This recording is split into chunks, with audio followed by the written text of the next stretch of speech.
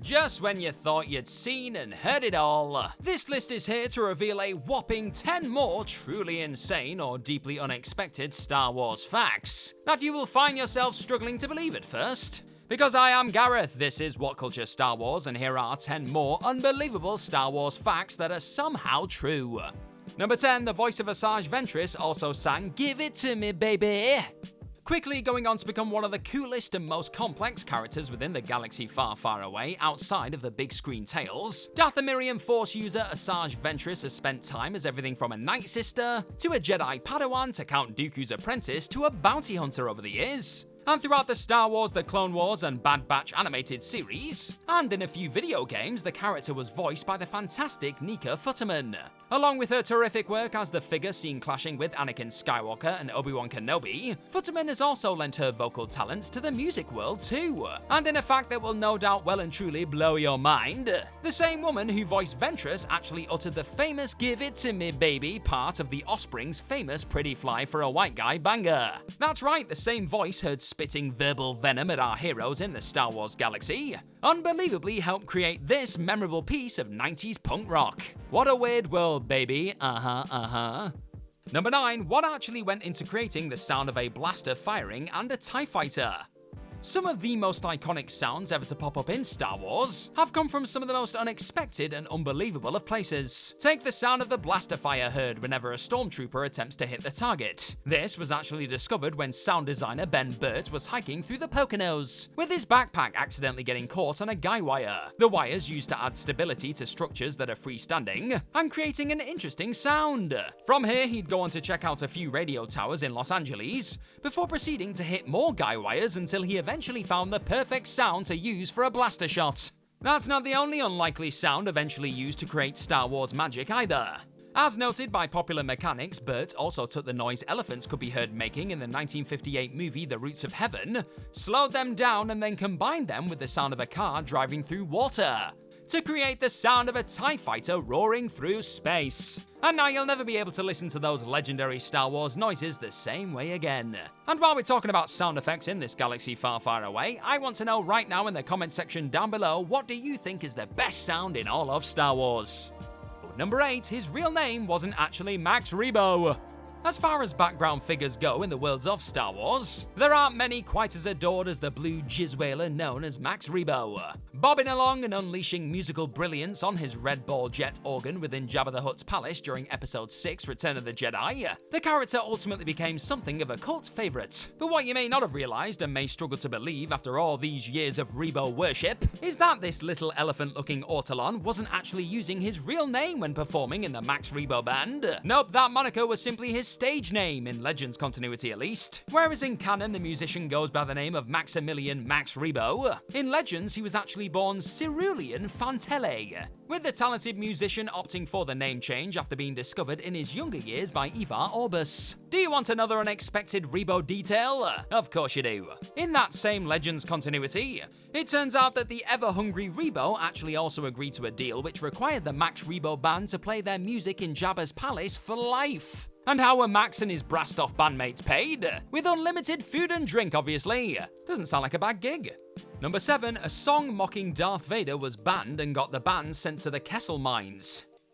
In case it wasn't clear already, Darth Vader does not boast the greatest sense of humor. But if you really needed a surreal reminder of just how bad things could get for those who opted to make the former Anakin Skywalker the butt of a joke, then look no further than that time a song poking fun at the Sith Lord pretty much got a band a death sentence. Said political song went by the name of Vader's Many Prosthetic Parts, and was performed by Hako Draslip and the Tootle Fruits, with it being released around 10 years prior to the Battle of Yavin. But when the Empire learned of the tune, it wasn't long before it was banned and the group was sent to the Kessel Spice Mines. The average life expectancy of a soul sent out to that place was about 1 to 2 years, which meant that by the time Nakari Kellen told Luke Skywalker in the Heir to the Jedi novel about the events which involved her mother, he was part of the band and wrote the damn song, the group were pretty much expected to have perished. Pretty dark stuff. So not only is there actually a banned song within Star Wars canon mocking Vader, it also shockingly led to the demise of a bunch of Tootle Fruits. Number 6, Yoda died with Qui-Gon's cloak wrapped around him. While they may not have always seen eye to eye, particularly when it came to the training of a certain Anakin Skywalker, Jedi Masters Qui-Gon Jinn and Yoda were still very close pals. Qui-Gon would eventually help guide Yoda as he learned how to become a Force ghost in the time after his death in Episode 1 The Phantom Menace. But his presence could actually still be secretly felt many years later, when the son of Anakin Skywalker went to train with the little green legend. You know that blanket Yoda is seen getting comfy underneath moments before he himself passed away in Episode 6 Return of the Jedi? Well, as noted in the From a Certain Point of View There Is Another Story, Yoda actually used Jinn's Jedi cloak to create it. For years, it was just accepted that this was probably nothing more than a battered piece of cloth Yoda had just grabbed on his way to Dagobah all those years ago. Unbelievably though, and after a bit of retconning admittedly, it turns out that this was actually a secret connection to the events of the prequels hiding in plain sight. Cheers for checking out this video today, folks, and if you're enjoying what you're watching, then hit that subscribe button down below for more of this What Culture Star Wars stuff in your corner of the galaxy. Number 5, there was once a clone of Luke Skywalker called Luke Skywalker. So, the idea of clones has been a rather common element within the galaxy far, far away from as far back as the very first Star Wars movie, with the Clone Wars being mentioned during a conversation between Luke and Obi-Wan on Tatooine. Said clones would then be seen in action during the prequels, with Palpatine then later going on to hop into a clone version of himself in the sequels. But those weren't the only examples of cloning in the galaxy far, far away, people. As silly as it may sound on paper, there was actually a clone of Luke Skywalker himself created in the old Legends continuity. One who went by the name of, wait for it, Luke Skywalker, that is Luke with 2 U's. Showing up in the Last Command novel within the Thrawn trilogy, Luke was created from the hand the OG Skywalker lost while dueling his father on Bespin. And he'd even go on to cross lightsabers with the other Luke, using the blue Skywalker lightsaber against the real son of Anakin. It didn't work out too well for that copy of the legend though, as the clone created by Dark Jedi Jorus C'baoth, himself a clone of Jedi Master Joruus C'baoth, are you keeping up? Was ultimately killed by one-time Emperor's hand Mara Jade. But Legends history will always show that there was a weird old time there when multiple Lukes were wandering around the universe. Number 4, the real reason there's a planet called Scarif. Directed by the fantastic Gareth Edwards, Rogue One, A Star Wars Story has gone down as one of the finest pieces of Star Wars media produced to date during the Disney era, combining stunning visuals and incredible performances with the overall tone of a real war epic. This spin-off pulls zero punches and had fans on the edge of their seats throughout, particularly during its thrilling and heartbreaking conclusion on the planet of Scarif. The story behind how that world actually got its name, though, is about as unbelievable as it gets. You see, after being told that he was being given the honour of naming the planet Jyn Erso and Cassian Andor, spoiler, would die on, Edwards wandered off to get a coffee. And it was after giving his name to the barista and then receiving back his cup that the world's name was born. They'd clearly misheard him and written Scarif on the thing, the silly gooses. But Edwards thought it sounded very Star Wars. And that Starbucks botch eventually found its way into the galaxy far, far away in the end. Number 3, Ewan McGregor's daughter tried to sell him spice on screen.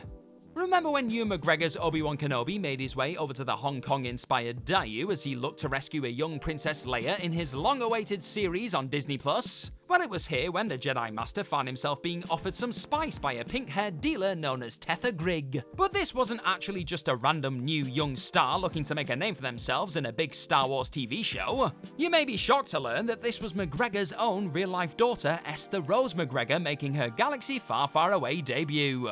Hilariously, Esther even tells her own real-life father in the scene, "I was someone's daughter once too," with the exchange becoming that little bit more surreal once you realise you're actually watching an all-McGregor father-daughter moment going down on screen. And in case you're wondering whether she simply landed the gig because of her Force user father, the Obi-Wan actor later confirmed that Esther very much had to audition for the part, claiming she was the best person for the role and it was just a coincidence that she was his daughter. Number 2, Hayden Christensen was responsible for Vader's Sith eyes. The sight of a fallen Anakin Skywalker's eyes turning yellow and red with anger during Episode 3, Revenge of the Sith, is one of the most iconic visuals of the entire Skywalker saga. So it's one hell of a shock to discover that this wasn't even originally part of George Lucas's master plan. The bloke bringing the legend to life on screen himself, Hayden Christensen, would eventually reveal to Empire that it was he who first brought up the idea of Annie going full yellow eyes of fury to the director. with there originally being no mention of them. But when talking about potentially having Skywalker's eyes turn into Sith ones during the scene where he slices Mace Windu's arm off, arguing that Maul and Sidious's eyes both went yellow and red, Lucas replied by stating, well, Dooku's didn't, and the actor thought that was that. However, a few days later, the director ultimately decided he was into the idea. But not for that particular moment. Instead, the yellow and red Skywalker eyes would first show up on Mustafar as he cut through the Separatists. Without Christensen's initial pitch though, we may currently be living in a world without a Sith-eyed Anakin, and that's one I just don't want to imagine. Number 1, Obi-Wan survived his Vader fight at one point. One of the most important moments in the Skywalker saga occurs when the legendary Obi-Wan Kenobi is chopped down by his old Padawan on the Death Star in 1977's Star Wars. It's this heartbreaking sacrifice which distracts Darth Vader long enough for the likes of Luke Skywalker, Leia Organa, and Han Solo to make their escape. But as unbelievable as it may seem, that wasn't always part of the plan.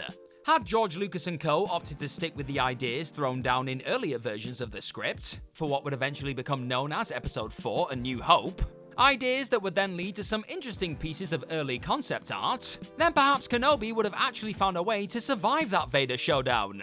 Those aforementioned early storyboard drawings, which were created by Ivor Beddoes and eventually put up for auction, show a version of that iconic Vader-Kenobi duel which involved a much younger Obi-Wan not actually dying in that fight and disappearing, instead being saved by Luke after being mortally wounded. And while the version of the Kenobi vs Vader scene fans ultimately got in the end turned out to be one of the greatest moments in the franchise's history, it's still fascinating to see just how close we really were to a world where Obi-Wan wasn't struck down by his one-time apprentice. Unbelievable stuff, you could say.